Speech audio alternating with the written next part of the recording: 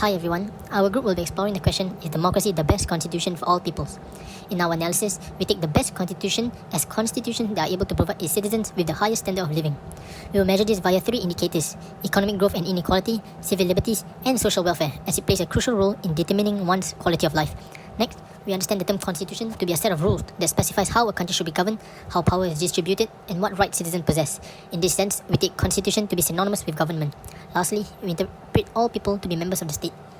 In our discussion, we will be defining democracy based on the 8 criteria identified by Robert Dahl, namely the right to vote, the right to be elected, the right of political leaders to compete for support and votes, free and fair elections, freedom of expression and association, free press, and institutions that depend on vote. In this sense, we regard any constitution that does not meet these criteria as authoritarian. I'll now pass the time over to Jalesa to examine how democracy and authoritarianism manage poverty and economic growth. Democracy is able to better address the problem of socio-economic inequality as compared to authoritarian regimes due to the policy that redistributes wealth to those who have lower socio-economic status, also known as SES. As democracy allows numerous parties to be represented in the parliament, the elected representatives of those of lower classes can raise more issues and policies on mitigating the social inequality. Authoritarian governments, in contrast, are dominated by one party. This reduces the opportunities for issues of social inequality to be brought up due to the lack of representation and could lead to marginalization of the lower SES groups. As seen on the graph, there's a negative correlation between income equality and civil liberties. This indicates that authoritarian constitutions have a wider income disparity as compared to democracies. One such example is Nigeria, which is considered authoritarian due to the lack of free and fair elections. The number of people living in poverty in Nigeria increased from 69 million to 112 million from 2004 to 2010, while the number of millionaires increased by 44%. Despite the economic growth of the country, poor Nigerians were living less than $1 a day. High SES groups benefit from tax waivers implemented by the government, hence less tax revenue will be collected. There will be less redistribution of wealth to the lower SES groups, worsening the inequality. Moreover, the taxes collected are mostly embezzled by the politicians. As such, authoritarian constitutions are more likely to enact policies favoring the higher SES groups and elites, in comparison to democracies with a higher representation of people in the nation, which will be better at tackling the issue of social inequality. I'll now pass the time to Rachel to further elaborate on economic growth. In addition, democracies tend to enjoy greater economic growth. A study suggests that a country that switches from non-democracy to democracy achieves about 20% higher GDP per capita in the long run. This may be due to democratic governments investing more in healthcare and education than authoritarian regimes, as they have more incentive to do so in order to appeal to voters during fair and free political elections, something that is not present in authoritarian regimes. High-quality education and healthcare improves human capital, boosting innovation and productivity and thus stimulating economic growth. For example, Switzerland's internationally acclaimed healthcare and education systems have enabled it to maintain its strong and sustained economic growth to date.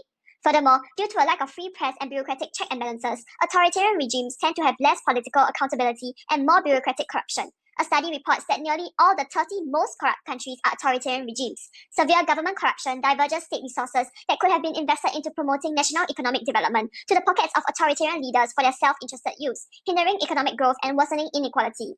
A notable example here would be the 1MDB scandal in Malaysia, where billions of state funds meant for national economic development were misused by corrupt state officials. Skeptics of the view that democracy yields greater economic growth may raise the exception of China, a country under authoritarian rule whose economy has performed exceptionally well in the past 2 decades. However, while China's economy is faring relatively well, experts suggest that its economic growth is still limited by its lack of civil liberties and pluralism, and that it could achieve even greater innovation and growth if it were to democratize. Currently, there's too much state intervention in the economy and restrictions on private sector enterprises, which dampens competitiveness and breeds economic inefficiency.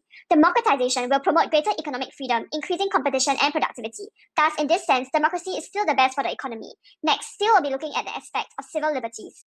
Civil liberties are defined as the rights of the people to basic freedoms and to live without government interference. The team arrived on a consensus that the freedom of conscience, the freedom of assembly, and the freedom of expression are basic freedoms. We will now elaborate more on these subjects. Firstly, we will look into the freedom of conscience, also known as the freedom of thought. It refers to the rights of an individual to pursue his own beliefs in religion, morality, and perspectives. On one hand, democratic countries offer freedom of conscience. This is evident in the religious profile of the United States, where freedom of conscience is a protected right under the First Amendment. The United States has an area of various religions ranging from Christianity, Catholicism, Islam, and even Satanism. On the other hand, while the authoritarian regime in the Democratic People's Republic of Korea, the DPRK, promises the freedom of religious beliefs, Christians have been persecuted in North Korea, amounting to an estimated total of 200,000 Christians going missing since 1953. Religious texts of any kind are also prohibited in the country.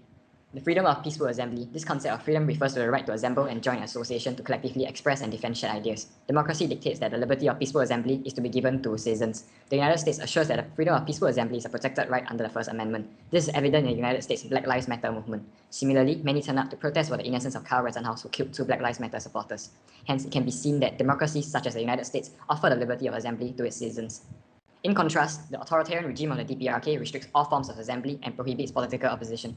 Criticism of the government automatically grants a cause for arrest and assignment to re-education camps or gulags. An estimated 200,000 people are held in prison camps because of political reasons. Now C will talk more about the freedom of expression.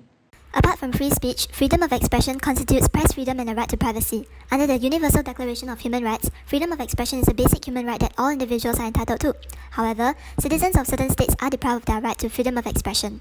While authoritarian states have constitutions that protect its citizens' freedom of expression, there exists the de jure de facto constitutional gap, where constitutional laws are not enforced. Let's take a look at China, an authoritarian state controlled by the Chinese Communist Party. China's constitution guarantees every citizen the right to freedom of expression.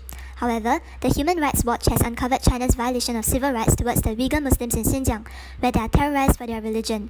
Privacy is also violated through unconsented mass surveillance.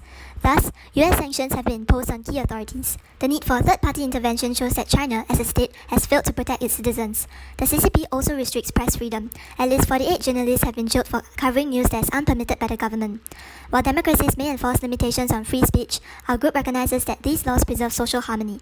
For instance, Sweden's constitution criminalizes hate speech. However, to protect the privacy of its citizens, private speech is not restricted. Furthermore, while press freedom in Sweden is protected through the Freedom of the Press Act, China's government heavily restricts press freedom. Thus, democracies are more capable of protecting the civil liberties of its citizens. Vanessa will now move on to analyze the provision of healthcare in democratic states. Social welfare, which encompasses both healthcare and education, is important because it provides a measure of security for the disadvantaged groups. The role of the government in providing social welfare is extremely important because the market alone cannot guarantee that all people will have access to quality healthcare and education. Let us first examine the provision of healthcare. Democracies, as opposed to authoritarian states, allows for a more efficient and effective provision of healthcare. As democracies carry out fair elections, they see healthcare as a means to garner votes. This makes them more responsive to providing better healthcare. Democracies also create opportunities for the people to voice their concerns by allowing interest group organizations to drive government spending and political decisions.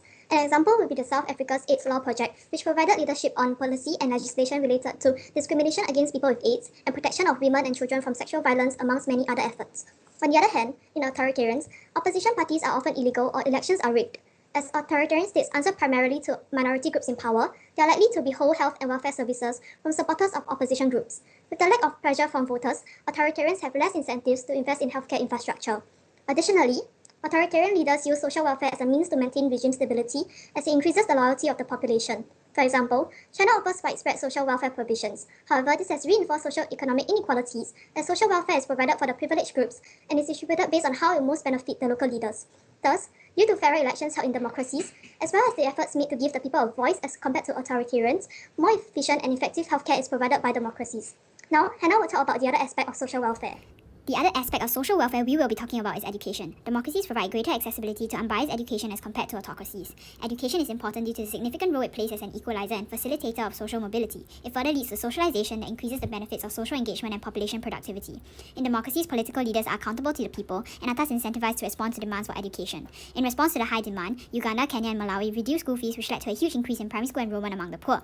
Primary education is seen to promote greater social cohesion and strengthens democratic foundations. Investment in schools and increasing accessibility additionally helps to reduce poverty and inequality. Higher education is also prioritized because it is linked to democratic values that allows for the development of human capital and in turn a more constructive economic contribution. It further prepares future leaders. Moreover, the educated are usually responsible in leading resistance and pushing for meaningful reforms, reflected in Gandhi and Nehru that introduced positive change into India. In contrast, the lack of accountability in autocracies diminishes the need to allocate resources towards education. Under Argentina's military regime, education was viewed as an expense, causing the devaluation of intellectual inquiry and scientific knowledge. However, autocracies also recognize that education could lead to greater economic growth by developing human capital. Studies show that autocracies similarly reflect high enrollment for primary education. In fact, the popular belief that democracies provide better education has been challenged. While they provide a greater quantity of education, its quality remains varied. Despite this, autocratic education is undermined by its frequent utilization as a tool to maintain the regime. The state may only provide education for children of supporting groups or use education for indoctrination. In Zimbabwe, education is negatively linked to citizens' political participation. The educated actively disengage from politics, knowing that expressing dissent will be costly for themselves. Hence, while autocracies may also invest in and provide education, it may be biased and has adverse effects on individual development. Thus, democracies are more beneficial for the people as they are incentivized to provide education that thereafter promotes democratic values. This is contrasted to autocracies where their manipulation of education to maintain state legitimacy and control negatively impacts the people's growth, outweighing its possible positive impacts. As examined above, compared to authoritarian regimes, democracies generally perform better in the three indicators that we have used for comparison, and those are greater economic growth, better able to address socio-economic inequality, offer more civil liberties, as well as quality healthcare and education, and overall, they provide for a higher standard of living for its people. Therefore, we believe that democracy is indeed the best constitution for all peoples. Thank you.